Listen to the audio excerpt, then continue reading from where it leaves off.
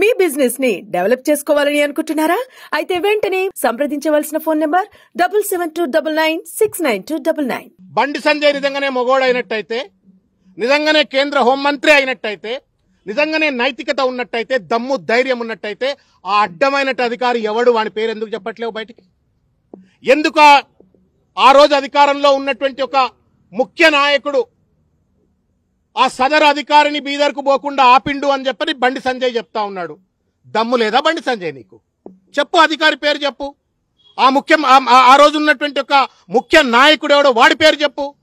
వాడి పేరు చెప్పవు, వీడి పేరు చెప్పవు. అడ్డమైనటువంటి ఒక వెధవ లెక్క నువ్వు ఇష్టం వచ్చినట్లు ఇవాళ కేసీఆర్ గారి పైన నిరాధారమైన ఆరోపణలు చేస్తే న్యాయమా బండి సంజయ్ అని చెప్పని ఇవాళ నేను ప్రశ్నిస్తా ఉన్నాను. ఇవాళ దేశ అంతర్గత రక్షణకు బాధ్యుడైనటువంటి ఒక హోంశాఖకు మంత్రిగా ఉండి కుక్కతో ఒక గుండ్రాయి కట్టినా చక్కగా కాదన్నట్టుగా ఇవాళ బండి సంజయ్ గారు వ్యవహరిస్తా ఉన్నారు. ఎలుకతోలు ఎంత ఉతికినా నలుపు నలుపే గాని తెలుపు కాదు అన్నట్టుగా ఇవాళ బండి సంజయ్ గారు వ్యవహరిస్తా ఉన్నారు. అల్జిమర్ వ్యాధి ఉందేమో బండి సంజయ్కి, అర్థం కావట్లేదు. కరీంనగర్ కార్పొరేటర్ కాదు అయ్యా నువ్వు, కరీంనగర్ గల్లీ లీడరు కాదయా నువ్వు. ఢిల్లీలో పార్లమెంటు సభ్యుడివి, ఢిల్లీలో కేంద్ర మంత్రివి. కరీంనగర్ కార్పొరేటర్ కాదు బండి సంజయ్, నువ్వు కరీంనగర్ ఎంపీవి. ఈ సోయి మరిచి ఇవాళ ఇష్టం వచ్చినట్టు మాట్లాడుతూ ఉండు. నేను ఇంత పరుషంగా మాట్లాడను, కానీ మాట్లాడవలసిన అవసరం ఏర్పడతా ఉంది. ఎందుకంటే ఉన్నతమైనటువంటి ఒక పదవుల్లో ఉన్న వాళ్ళు ఆరోపణలు చేసినప్పుడు ఆ ఆరోపణలు సహేతుకంగా రుజువు చేయవలసిన ఒక బాధ్యత వాళ్ళపైన ఉంటుంది.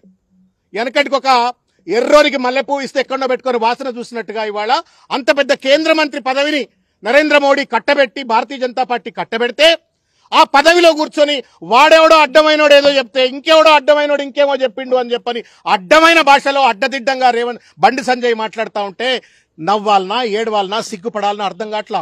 Bandi Sanjay is not an individual. Bandi Sanjay Bharatiya Janata party నాయకుడే కాదు.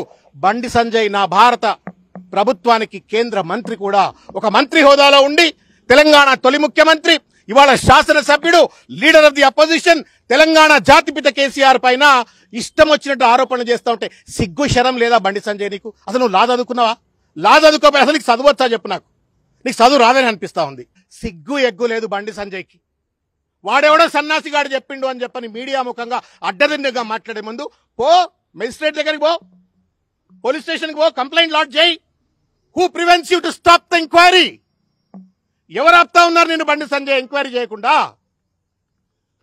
ఒక చిల్లర మల్లరగాడేదో పాన్ షాప్ల దగ్గర పాన్ పరాగ్ దిక్కుంటే గుట్కా బ్యాచ్ వాళ్ళు మాట్లాడినట్టుగా కేంద్ర మంత్రి అయ్యుండి ఇష్టం వచ్చినట్టు మాట్లాడటం న్యాయమా రేవంత్ రెడ్డి? బండి సంజయ్ ఎవరిని మెప్పిద్దామని, ఎవరి కళ్ళల్లో సంతోషం చూద్దామని, ఆనందం చూద్దామని బండి సంజయ్ ఈ మాటలు మాట్లాడుతూ ఉన్నాడని చెప్పి నేను ఇవాళ ప్రశ్నిస్తా ఉన్నాను.